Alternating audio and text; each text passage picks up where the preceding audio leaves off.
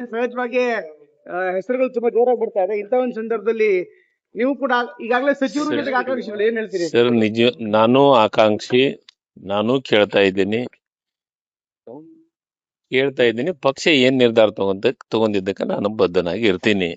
But ನಾನು ಸಹಜವಾಗಿ ನನಗೂ ಹೊಸದಿದ್ದ ಪೂರ್ಣ ಅವಧಿಗೆ ಅವಕಾಶವನ್ನ ಮಾಡಿಕೊಡ್ರಿ. ಸಮುದಾಯ ಇರ್ಬೋದು, ನನ್ನ ಜಿಲ್ಲೆ ಇರ್ಬೋದು, ಉತ್ತರ ಕರ್ನಾಟಕ ಇರ್ಬೋದು, ಇವೆಲ್ಲವನ್ನ ವಿಚಾರ ಮಾಡಿ ಅವಕಾಶ ಕೊಡ್ರಿ ಅಂತ ಹೈಕಮಾಂಡ್ ಮನವಿಯನ್ನ ಮಾಡ್ಕೊಡ್ತೀನಿ.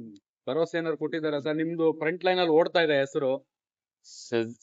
ಸಹಜವಾಗಿ ನಾನು ಲಾಸ್ಟ್ ಟೈಮ್ ಮಂತ್ರಿ ಇದ್ದೆ, ಚೆನ್ನಾಗಿ ಕೆಲಸ ಮಾಡಿದ್ದೀನಿ, ಅದು ವಿಶ್ವಾಸದಿಂದ ಇದ್ದೀನಿ, ಕೊಡ್ತಾರಂತ ಭರವಸೆಯಿಂದನೂ ಇದ್ದೀನಿ. ಸರ್, ಇದ್ರ ಜೊತೆ ಕೆಪಿಸಿಸಿ ಅಧ್ಯಕ್ಷ ಸ್ಥಾನ ಕೂಡ ಇದೆ, ಇವತ್ತು ಚರ್ಚೆ ಆಗುತ್ತೆ ಸರ್ ಸಭೆಯಲ್ಲಿ. ಸರ್, ಒಂದು ನಾನು ಮಾಧ್ಯಮದೊಳಗೆ ಕೇಳಿದ್ದೀನಿ, ಬಟ್ ಇನ್ ಜನರಲಿ ಅದ್ರ ಬಗ್ಗೆ ಚರ್ಚೆ ಆಗ್ತಾ ಇದೆ. ಕೊಟ್ರೆ ನಿಭಾಯಿಸ್ತೀನಿ.